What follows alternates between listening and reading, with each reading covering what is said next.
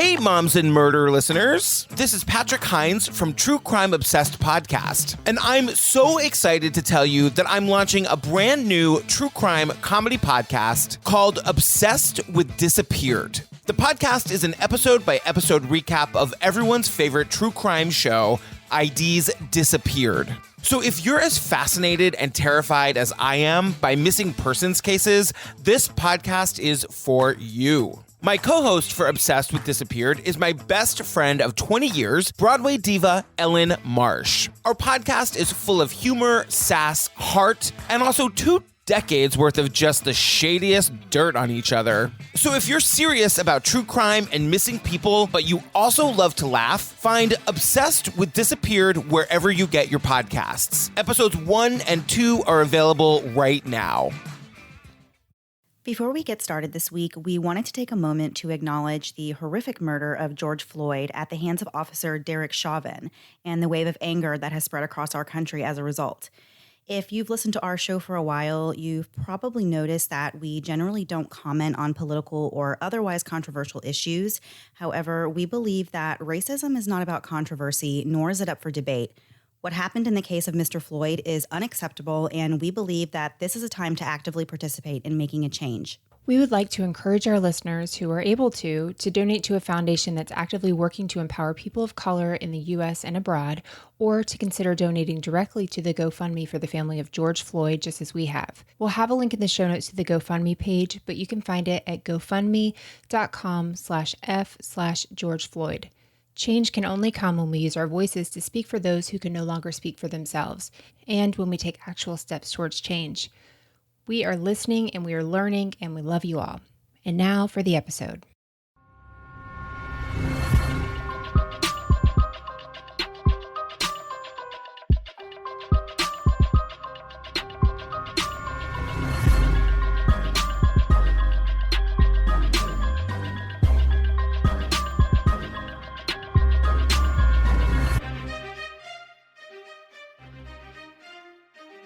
Hey guys, and welcome to the Moms and Murder Podcast, a true crime podcast featuring myself, Mandy, and my dear friend, Melissa. Hi, Melissa.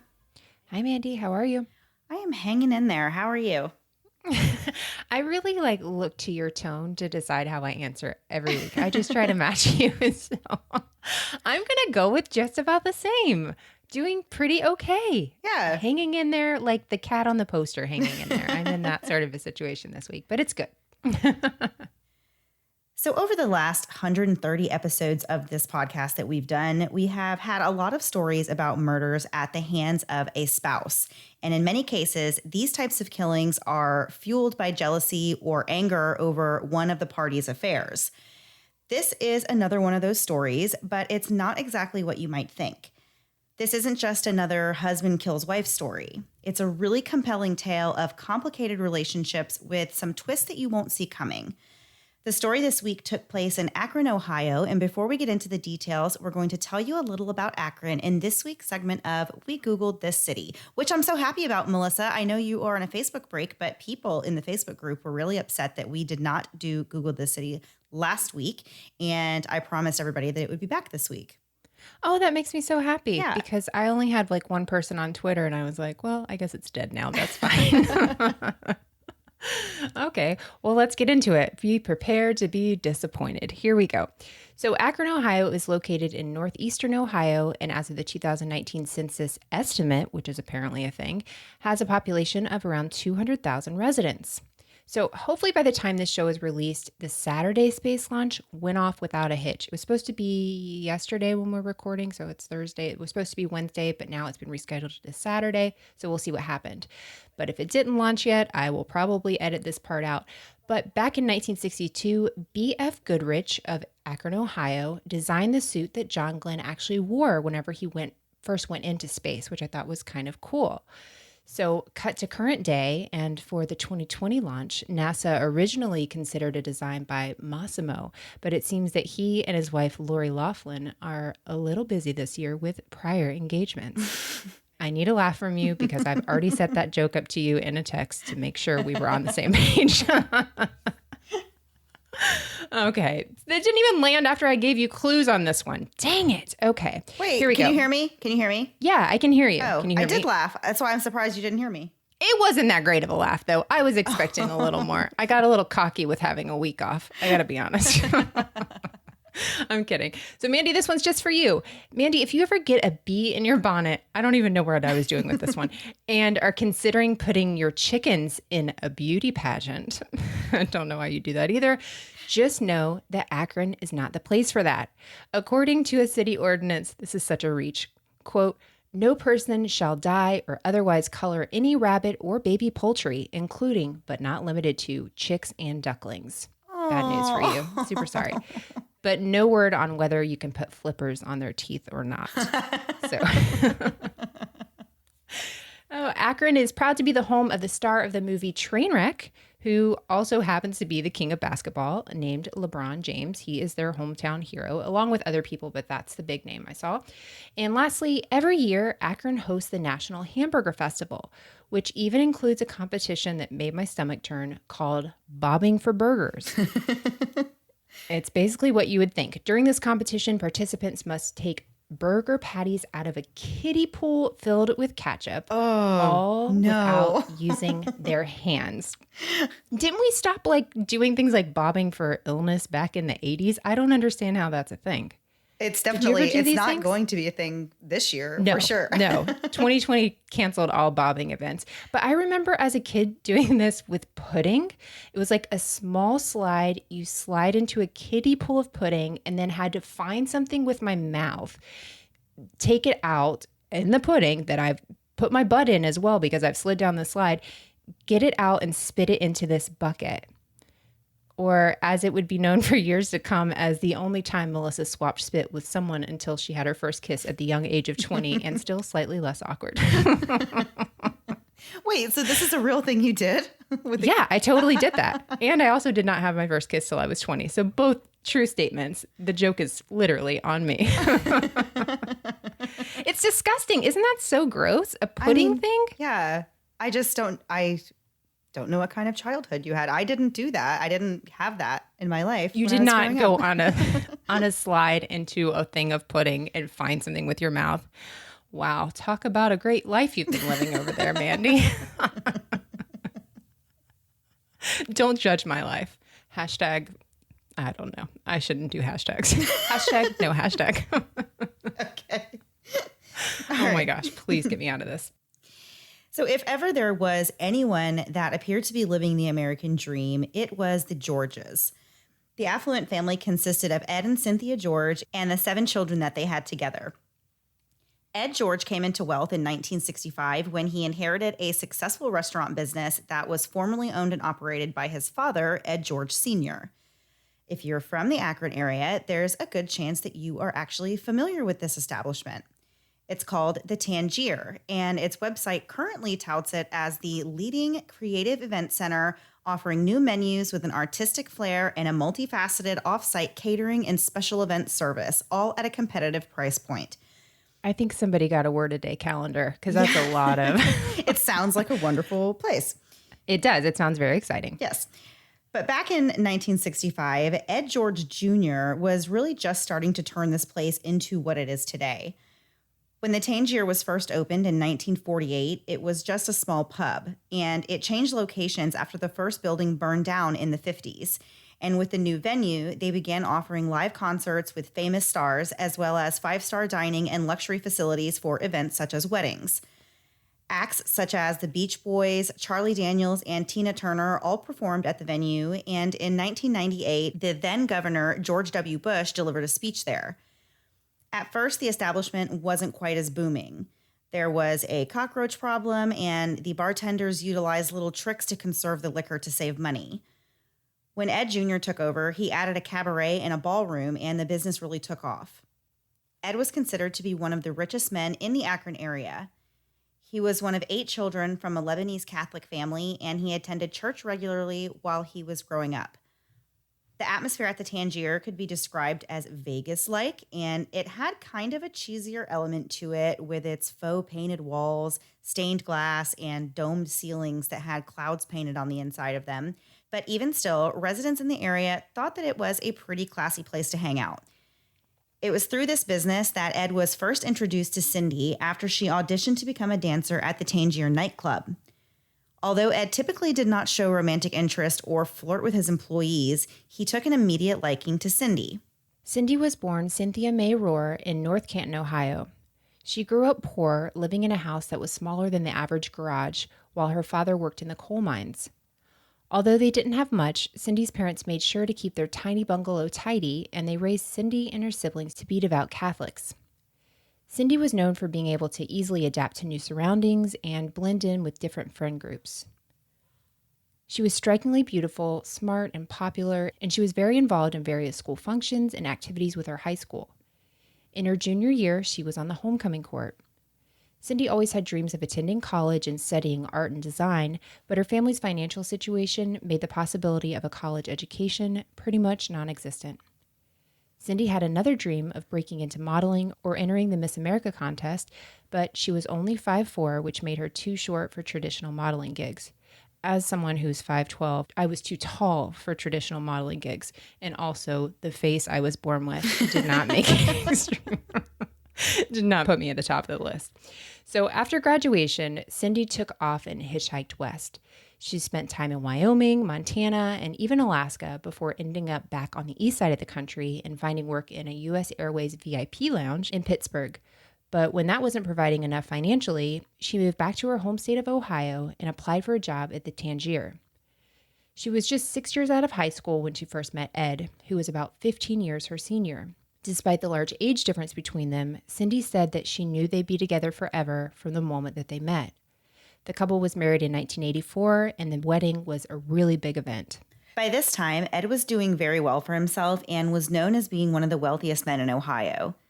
The ceremony and reception was featured in the Akron Beacon Journal. This is how big of a deal it was in the community. They were married in a Catholic church in front of friends and family who looked on in awe over the type of extravagant wedding that 44-year-old Ed was providing for his beautiful young bride. Keep in mind, Cindy grew up with very little and couldn't afford to go to college, so marrying a wealthy husband was something that Cindy and her family were really just beaming about.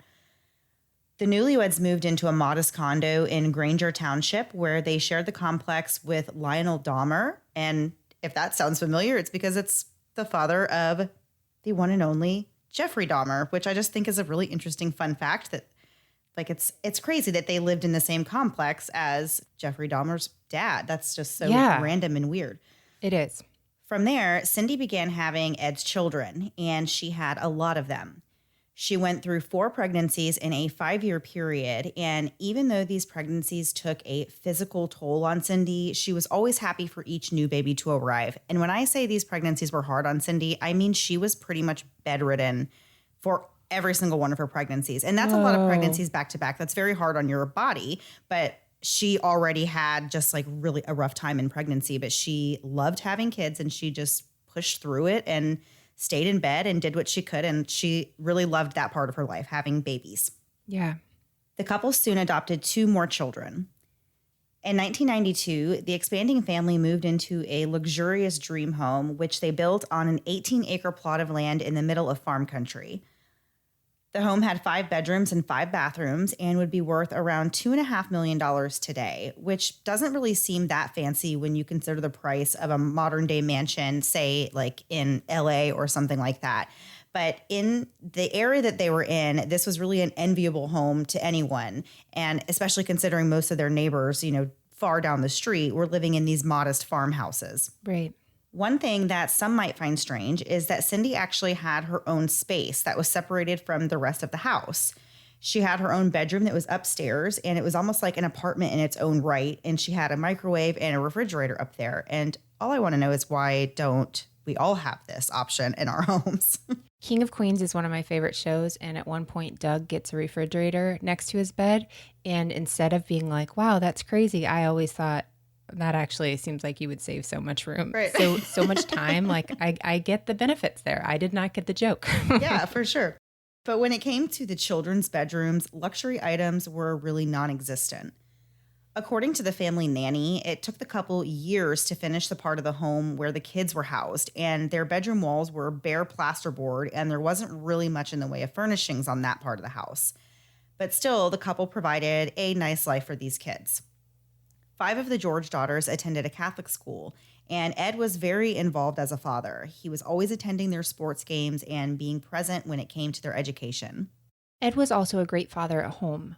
Regardless of how late he worked at the Tangier, he would always get up each Saturday morning and make a big breakfast for the family. During the week, it was Ed who brushed hair, found clothes, and took all of the kids to school. When it came to making meals and doing daily household chores, it was the nanny, Mary Ann, who did the majority of the work. Cindy never really seemed to be too interested in participating in typical family or household tasks. She spent a lot of time going off by herself while the nanny cared for the children. Mary Ann, the nanny, recalled that many nights she would cook a meal and the whole family, except for Cindy, would be sitting around the table eating. Cindy would come in from a long day of being gone, shower, change her clothes, and then leave again for the evening. It was pretty easy for Cindy to get away with this lifestyle since Ed was always working these long, late hours.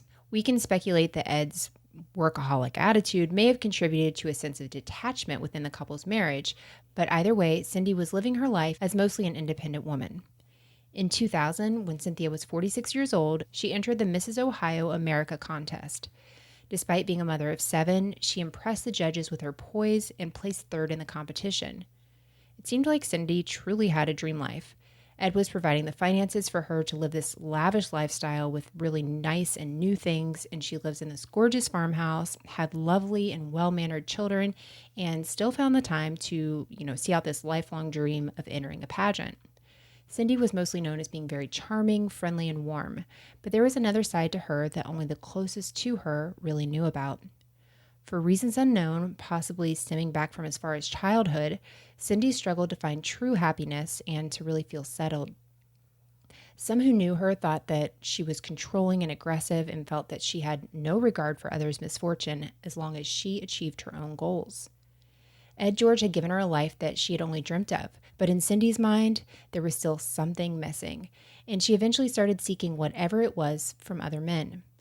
While Ed was busy managing the busy kitchen at the Tangier, Cindy was often found flirting with the best-looking man in the building, and that's how she eventually met a man named Zack. Jeff was a former Israeli paratrooper and now a fellow businessman. Even Ed liked Jeff, and he became a friend of the couple's. Even though both Cindy and Jeff were married, they ended up finding themselves in a steamy affair, and we're going to get back into many more details of their relationship after a quick break for a word from this week's sponsors.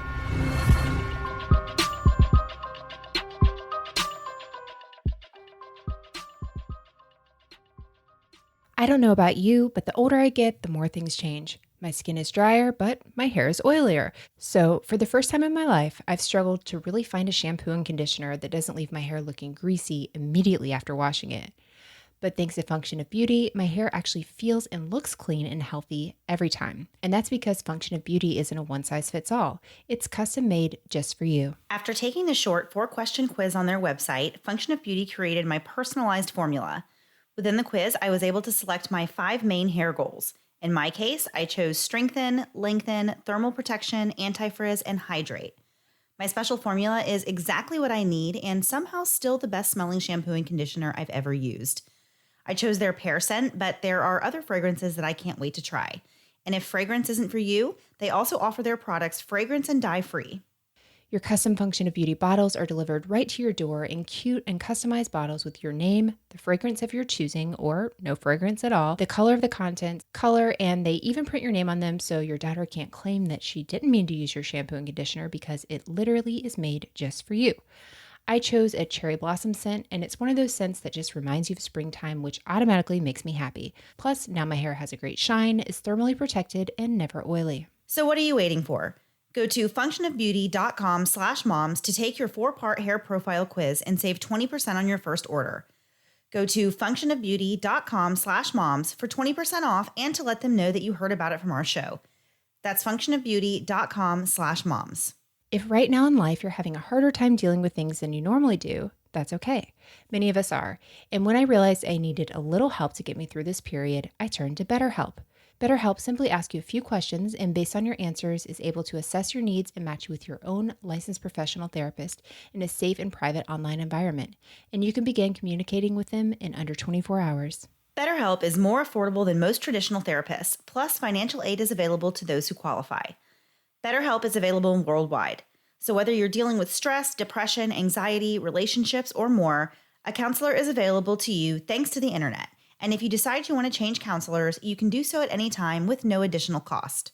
I love that I can not only talk to my therapist by phone or video, but can also message her throughout the week if there's something I really wanted to work on or get guidance on. My therapist, Lauren, is amazing, but is also a trash TV watcher, so she understands me more than most, and what I mean when I compare my brain to an episode of Hoarders. We want you to start living a happier life today. As a listener, you'll get 10% off your first month by visiting betterhelp.com/moms. Join over 800,000 people taking charge of their mental health. Again, that's BetterHelp, HELP.com/moms. And now back to the episode. Before the break, we talked about how Cindy George's distant relationship with her husband eventually led to her infidelity. On the night that Cindy and Jeff first met, Jeff's wife Bonnie was also there. Jeff and Bonnie had been married for years, and Bonnie had come to accept that her husband had a wandering eye.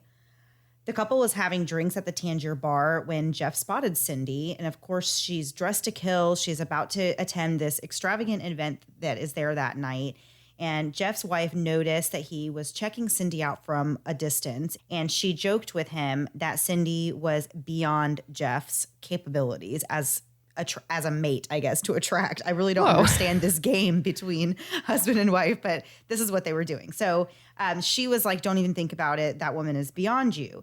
And so Jeff replied, well, go watch me then. And was basically saying that he was going to go up to Cynthia and prove that he could strike up a conversation with her and make her feel comfortable. So that's exactly what he did. But after a few minutes of talking, he already had managed to get his arm around Cindy and I guess proved to his wife Bonnie that he could do this. So then he invited Bonnie over into the conversation and it was kind of just all in good fun. And that is how they first met each other. So after a little while of this couple hanging out with Cindy, Ed walks up and introduced himself. And from that moment on, all four of them really became friends. But there was a little bit of an awkward moment in this first meeting with them where Jeff had complimented Ed on his gorgeous wife. And Ed said, quote, if you can afford her, you can have her. And then he kind of did this joking laugh. And that rubbed Jeff the wrong way. And he later whispered to Cindy that she deserved better than that from her husband. So from that night on, Jeff and Cindy really became what you could consider very special close friends. Jeff had actually lived a pretty busy life. He was born in Detroit in 1957, and he was the first of 3 boys born to his parents. When he was 9, his father left, and the divorce affected Jeff deeply, leaving him with separation anxiety and a fear of rejection that lasted him into adulthood. He always played sports and lifted weights, and he kept himself in really good physical shape. But when it came to academics, he didn't shine so bright. His teacher said that he was intelligent, but he was easily bored, and he eventually dropped out of high school and spent the rest of his teen years selling pot and Quaaludes. In 1975, Jeff vanished without a trace for 3 months before his mom received a letter from him stating that he had moved to Israel and was living on a farm, and that he had joined the Israeli army and obtained dual citizenship. That's quite a letter. Yeah, especially if no one's heard from you for 3 months, that's a lot to take in. I mean, it's great to hear. I'm sure his mom was very happy to hear from her son, but that would be very shocking. You'd be like, wow, okay, I didn't know you were doing any of that. Yeah. Yeah. Yeah. So Jeff was actually 100% dedicated to the Jewish state, and he was willing to die for what he believed in. He wanted to become a pilot in the Israeli Air Force, but he didn't have good enough eyesight, so he became a paratrooper instead, and he went through training similar to what the U.S. Navy SEALs go through. While he was living in Israel, Jeff fully invested himself in learning languages, and he eventually learned to speak Hebrew, Arabic, Russian, and Spanish, in addition to, of course, already speaking English. Following his time in the military, Jeff bounced from career to career, always growing bored with what he was doing and looking for something new. By the time he met Cindy George, he had a vending company that installed different vending machines, including soft drinks, coffee, and snacks.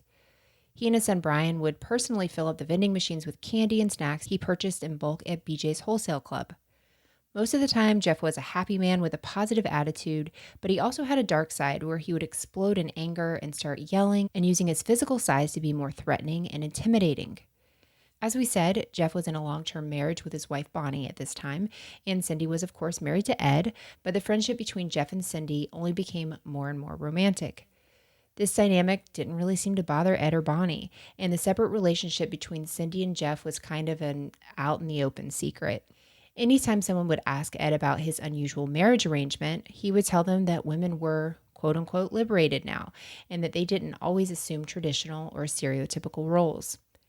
Anyone who knew either Jeff or Cindy was well aware of how much time they spent together doing various things from cycling together to having Jeff come to the George home and do handiwork projects. There were numerous occasions where one of the many George children would be looking for their mother while she was tucked away somewhere quietly with Jeff. According to the nanny, Cindy and Jeff would often sneak into the attic together and lock the door behind them, or they'd end up in Cindy's room, isolated from the rest of the house. This was a very passionate and emotionally involved affair. Jeff's family said that he appeared to be very happy with this arrangement with Cindy and very happy that his wife Bonnie and that Ed seemed to have their blinders on about the whole situation. In the late 90s, Bonnie began suspecting that Jeff was having an affair with Cindy, and this put a strain on their relationship. Also around the same time, Cindy became pregnant with her 5th biological child. Cindy claimed that the baby was fathered by Ed, but deep down, she knew and Jeff knew that the child was his. When the baby, which was a little girl, was born, Ed happily accepted his role as a new father again. He was either in denial or he didn't care that the baby wasn't his, but he doted on her and cared for her just as he had done with his other children. Even though Jeff was aware that he was the father of the baby, he knew there was no way he could let his own wife and family find out about this. So Cindy and Ed were raising the baby, and everyone who knew them, of course, just naturally assumed that this was Ed's baby. All in all, Cindy's affair with Jeff lasted for 10 years, and it wasn't really all sunshine and rainbows. With every passing year, Jeff became more and more abusive, which eventually made Cindy pull away from him emotionally. In May of 2001, Cindy caught the eye of a new man named John Zaffino, and she officially broke off her relationship with Jeff. Jeff became enraged when Cindy told him that she no longer wanted to see him or be in this relationship with him. His wife, Bonnie, remembered the day that Cindy called. She could hear Jeff on the phone arguing with Cindy, and he was visibly distraught when he hung up, which was actually very unusual for him. After sometimes he would kind of retreat and not really say a lot or be, emotionally explosive. But after this conversation, he was visibly upset. Mm-hmm. And it was at this point that he finally admitted to his wife that he had been having an affair with Cindy and that this had been going on for 10 years. And he also dropped the bombshell on his wife that he was the father of Cindy's most recent child. So Jeff told Bonnie that the relationship was over now and that he never intended to see Cindy again. From this point on, things really got pretty ugly between Jeff and Cindy. Jeff was irate when he found out that Cindy had dumped him for another man. At one point, Jeff threatened to take the baby to Israel and live out the rest of his life there with her, but ultimately he stayed in the U.S. and changed his tune. He began denying that he was even the father of the baby. Bonnie wanted to believe Jeff and convinced herself that he was being totally honest with her, but unfortunately, this wasn't the end of the relationship and the drama between Jeff and Cindy. In May of 2001, Jeff started harassing Cindy and her family. He made numerous calls and threats to Cindy that he was going to expose their love child's secret to Ed, and Cindy was terrified that he would do it and that Ed would leave her. It got so bad that Cindy and Ed actually went to the police about this harassment, but Ed was really reluctant to tell the police who was harassing his wife or why. He wanted the calls to stop and he asked the police, what could be done. The captain told Ed that little could be done unless he wanted to actually press charges and file a complaint. Ed told the officer that he was going to try to handle it himself and that he'd call back if he ever needed anything. Ed never did call the police back or initiate an official complaint, but 2 weeks later, the calls and harassment stopped for good. On June 16, 2001, Zack was completing his typical routine of stopping at BJ's Wholesale Club to buy these snacks to stock his various vending machines. He had his van pulled up to one of the gas pump at BJ's whenever a mysterious man riding a lime green and black Ninja motorcycle pulled up. The rider had on a helmet with a black face shield on, and he casually walked away from the motorcycle over to the van where Jeff Zack was sitting, put a gun to the window, and fired one shot, hitting Jeff in the left cheek and killing him. The bystanders at the gas station really struggled to make sense of what had just happened. The mystery shooter calmly walked back over to the motorcycle and sped off. Several witnesses dialed 911 to report the shooting, but other than the color of the motorcycle, no one could give a description of the man or woman who drove up and shot Jeff in his van. By early that evening, the shooting had made news headlines, and everyone in the local area had their eyes peeled for a motorcycle matching the description that was given by the witnesses at the scene. Investigators on the case had no idea where to begin.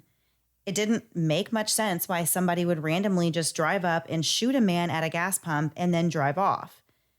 The people who were there stated that there was no arguing heard between the two men and that the murder happened really pretty quickly. There was one gas station attendant who said that she was looking out the window and she actually saw the shooter get off the bike and walk over to the van, and then she turned around for 1 second, and then she heard the shots and she turned around again and saw the shooter get back on the bike and drive away. So that's just how fast it happened. That's crazy.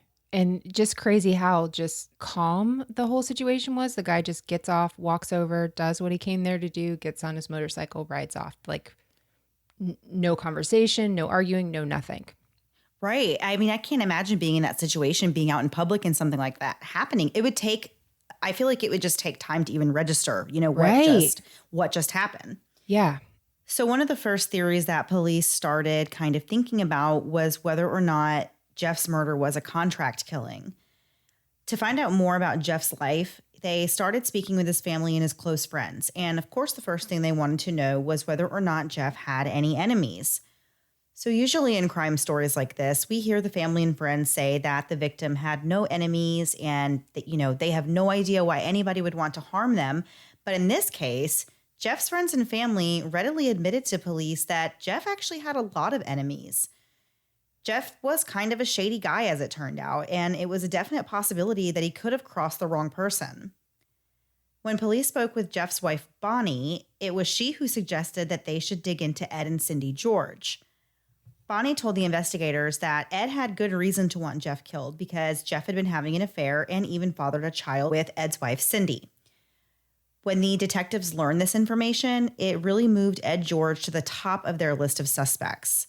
There was certainly a motive for Ed to have killed Jeff, and he had the means to have it done since he was such a prominent figure in the community and had a lot of money. But what the police end up discovering is a complicated web of lies and betrayals, and we're going to get right back into the rest of the story after one last break for a word from this week's sponsors.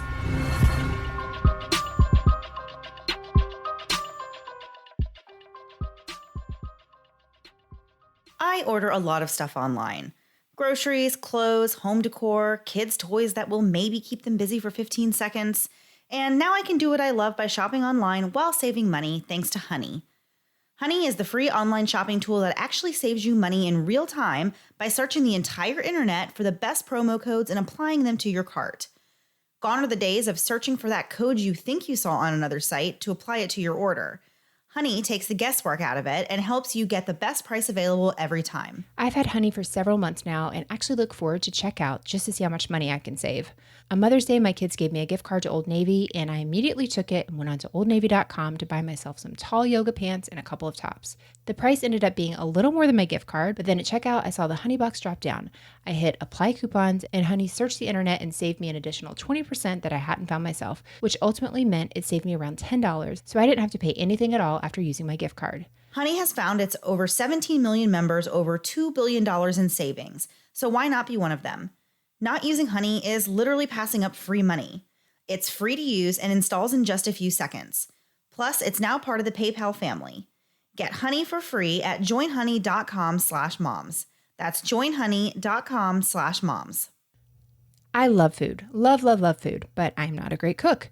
Not even remotely. If you don't believe me, just know that I once didn't have cumin at home and decided the obvious substitution was cinnamon because they both start with the letter C. mixed with mayonnaise. It was even more disgusting than it sounds. But this is why I love HelloFresh. With HelloFresh, I am actually a good cook because HelloFresh sends me pre-portioned ingredients, which means there's less prep for me and less food waste, plus easy to follow step-by-step directions, so it's impossible for even me to screw it up. HelloFresh is not only America's #1 meal kit, but they also are committed to doing good. In 2019, HelloFresh donated over 2.5 million meals to charity, and this year they're stepping up their food donations even more. I've used HelloFresh every week for the past 3 months, and I kid you not, I've loved every single meal we've had. Most recently, I fell in love with the Louisiana-style tilapia with potato wedges, red cabbage slaw, and spicy remoulade. Tilapia is not my typical go-to fish, but the way it's breaded and cooked makes it delicious, and the remoulade adds a great kick to the meal. I thought that if I was using HelloFresh every week, it would get a little pricey, but with HelloFresh, you can actually save up to 28% by using HelloFresh versus my regular grocery store trips. I've managed to actually save a few bucks, plus I have delicious meals for myself and my family. Go to HelloFresh.com/60momsandmurder and use code 60momsandmurder to get $60 off your first 3 weeks, including free shipping on your first box. Additional restrictions apply. Please visit HelloFresh.com for more details. Again, go to HelloFresh.com/60momsandmurder and use code 60momsandmurder to get $60 off your first 3 weeks, including free shipping on your first box. Additional restrictions apply, so please visit HelloFresh.com for more details. Now back to the episode. So before the break, Zack had just been killed with a single gunshot while he was sitting in his van at a gas pump at BJ's. The police had just learned that Jeff had been having this long-standing affair with Cindy George and that she had recently broke off this relationship. This information led investigators to believe that Cindy's husband, Ed, could have had something to do with Jeff's murder. The next day, the police went to the Georges' mansion to ask questions. Cindy was actually the one to answer the door, but Ed wasn't home, and Cindy was very uncooperative with police. She told them that she did know Jeff, but she didn't say anything more. It wasn't until the following day that police finally managed to speak to Ed on the phone, and he told the officer that it was Zack who had been harassing Cindy, but they had just learned of his murder when they read the Sunday paper. Even though the couple was reluctant to speak to the police, they promised to come by the station to talk to them some more. However, at the time that Cindy and Ed told police that they would show up, the only people who actually showed up were the couple's lawyers. The attorneys immediately informed the investigators that Ed and Cindy had no intention of cooperating with the police. But their refusal to help the investigation along didn't stop the investigators from looking for other clues. They remembered back to something that Jeff's wife had told them, which was that Jeff allegedly fathered the youngest of Cindy's children. One investigator looked through a series of family photos of the George family and noticed that the youngest child did appear to have a different complexion than the rest of the children. Police asked Ed George if he would submit to a paternity test on the child, but he would never commit to doing it. So a few months later, police were able to get a warrant and they were able to test the child's paternity. The test proved what everyone suspected. The youngest child born to Cindy was fathered by Zack. There were now multiple possible motives that the Georges would have had for this murder, but they still needed to find solid evidence that connected either of them to the crime or to the shooter, who of course has still yet to be identified. Since they didn't have any other clues or leads to follow, the investigation was put on hold and the media coverage tapered off. Detectives continued to quietly gather information, and after a year, they were all but convinced that Jeff's murder was somehow connected to his 10-year affair with Cindy. In late May, which was 11 months after the murder, a man called the police with a tip. He claimed that he was dating a woman who had told him that her ex-husband was the one to murder Zack. The woman that he was dating was named Christine Todaro, and the ex-husband that she was talking about was John Zaffino, and that is the new man we mentioned that Cindy had fallen for and really was the reason that she ended her relationship with Zack. So there's a lot going on in this story. There's a lot of people who are connected and that are getting involved. And it's great that these people are going to police with tips and stuff that they know, but it's crazy to think like how far out it goes. Yes, it is crazy to think like how many people that, just and then how that kind of spreads out. Right. And things can come back to you. Yeah. So at this point, the police still didn't have a real connection between John Zaffino and either Cindy or Ed George. But then Christine dropped the bombshell on them that her ex-husband was dating a woman named Cindy, and she seemed to be at the center of this feud between John and Zack. So at this point, when she mentioned Cindy, things really started coming together for the police, and they were able to confirm that the Cindy John was dating was in fact Cindy George. They spoke with several friends and associates of John and gathered that he had met Cindy at a bar less than a year earlier, and he often bragged about his, quote, rich girlfriend. Upon looking into phone records, it became clear that these two did have a relationship going on. So now that there was this established connection between John and Cindy, investigators had to work to find the evidence that connected either one of them to the shooting. Since all they really knew about this shooter was the type of motorcycle he rode in on, that's where they started. Sure enough, they learned that John Zaffino had purchased a lime green and black Ninja less than a month before the murder took place. A friendly clerk at the records office offered to look up a picture of an identical bike so the police would know exactly what they were looking for. And when she did that, she actually came across an ad for an identical motorcycle that was for sale. When police checked into it, they realized that the person selling it was John Zaffino's first ex-wife named Nancy. So how crazy is this? Like Mandy was saying, there's so many people involved in it, but it would take one small thing. Even the clerk looking like, hey, let me help you out. Let me get you a picture. Oh, by the way, this is for sale. Oh, by the way, this is who is selling it. Like how many huge, things just came up in the story. It's just crazy. So police believe that the bike for sale was the actual getaway vehicle from the murder of Jeff Zack. Of course, officers immediately went to see the motorcycle for themselves, and when they spoke with Nancy, she told him that she was all too happy for them to take this motorcycle and that she had received the motorcycle under what she considered suspicious circumstances. She said that John showed up at her home in the middle of the night saying he wanted to get rid of the bike. At this time, Nancy was remarried to a man who actually owned a car dealership, so John said he wanted to just trade this bike in for another vehicle. When police were able to connect John Zaffino to the motorcycle used in the murder, it was a huge break in the case. Also, how crazy.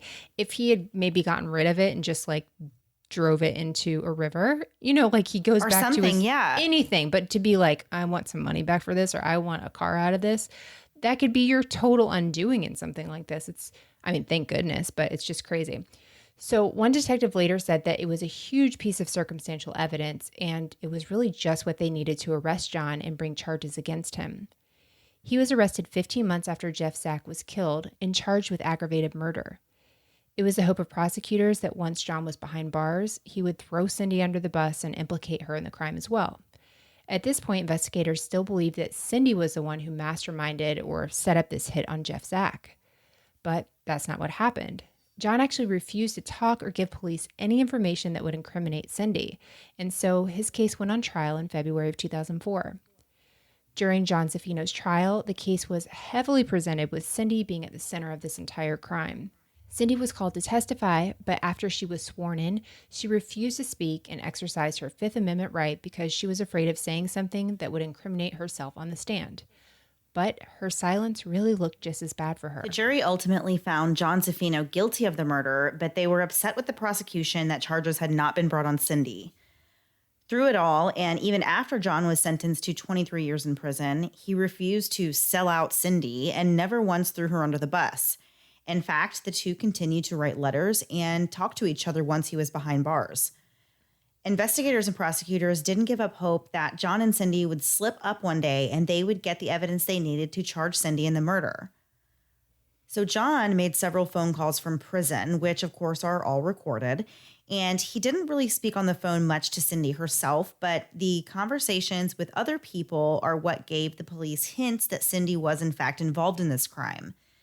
In one phone call to his sister, John was heard talking about his appeals process and saying that he needed, quote, big lawyers that were going to cost a lot of money.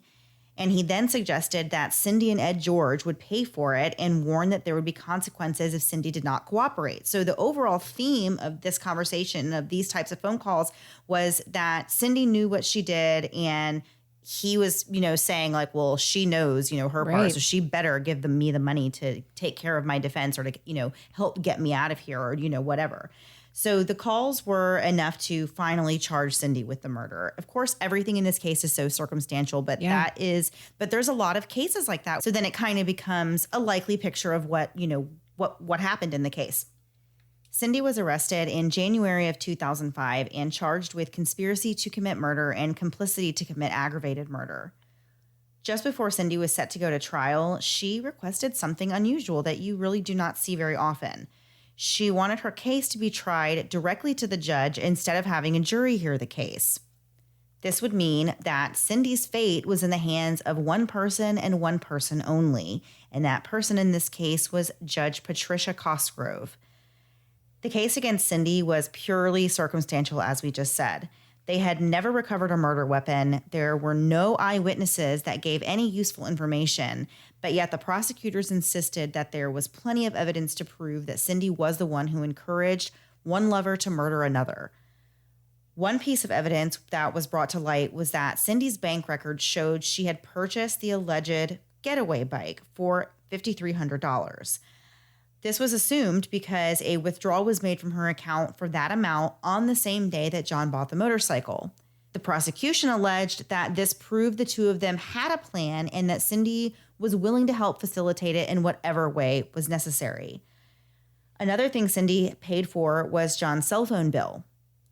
Officials later found further incriminating evidence against Cindy. Letters between John and Cindy painted a picture of her guilt, even though she never directly confessed to anything. In one letter, while urging John to take the advice of their attorneys, she wrote, quote, "Pray for their wisdom. We cannot make one mistake," end quote. Prosecutors believe those words meant only one thing, that they were in this together and that they had committed this crime together. The prosecutors on the case created a compelling narrative about Cindy's life.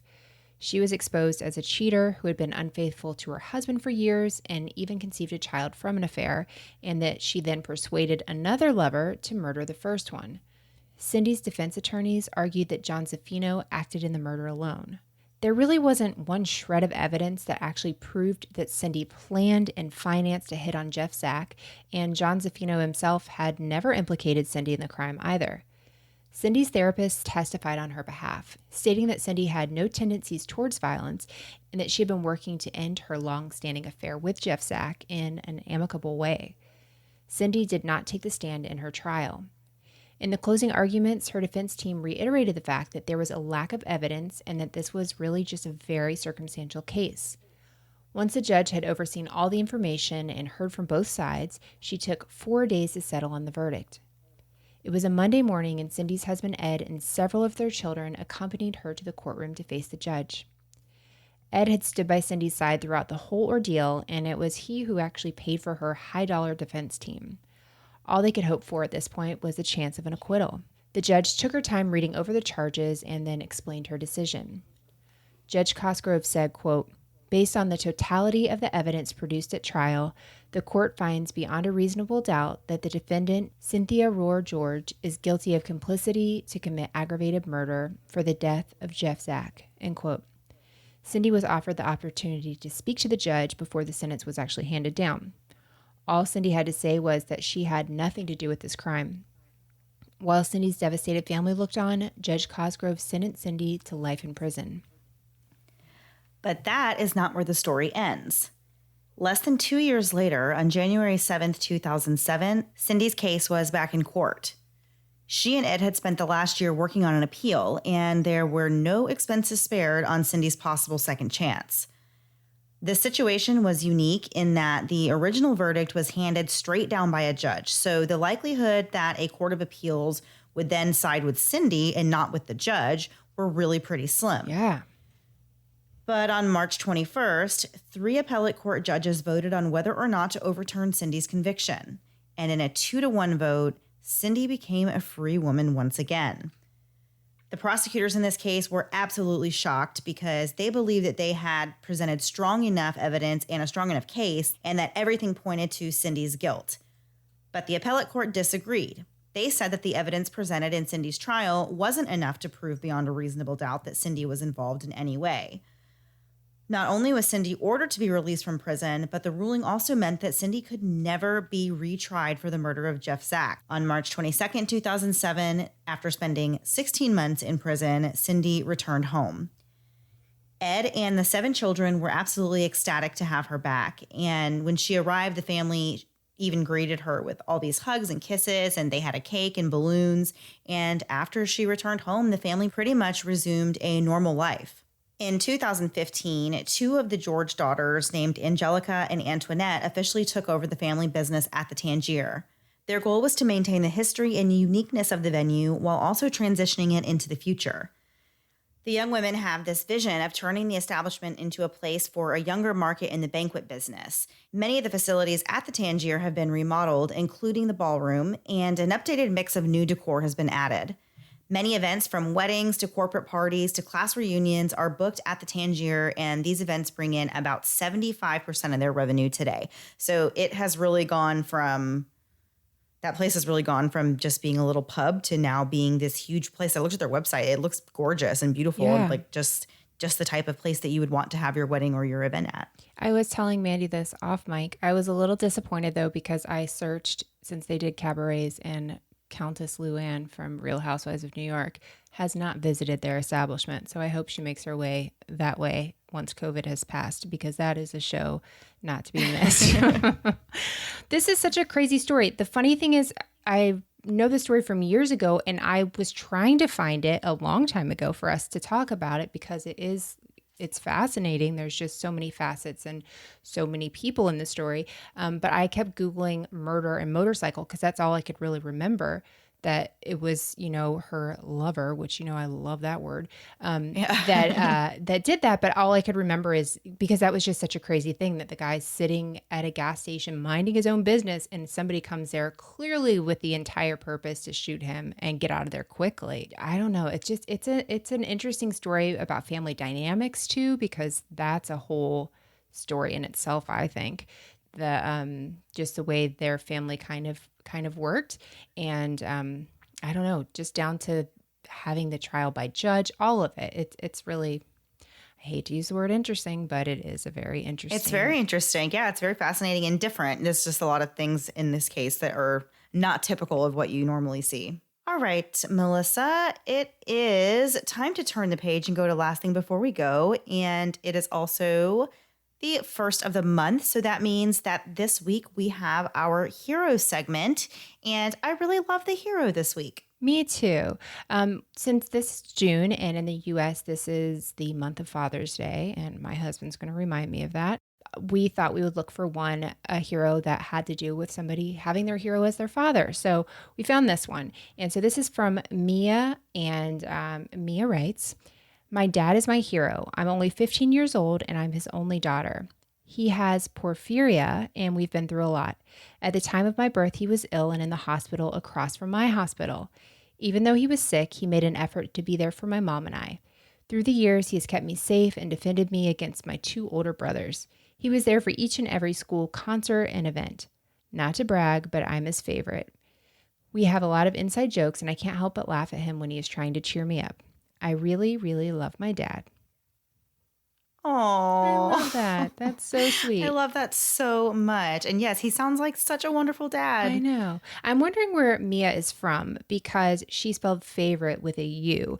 And so interested to know where she's from. But that's such a great email. Thanks for sending that. And if you have a hero you'd like to recognize in your life, email us at lastthingbeforewego@gmail.com. And the information's in the show notes as well. And just put hero in the subject line.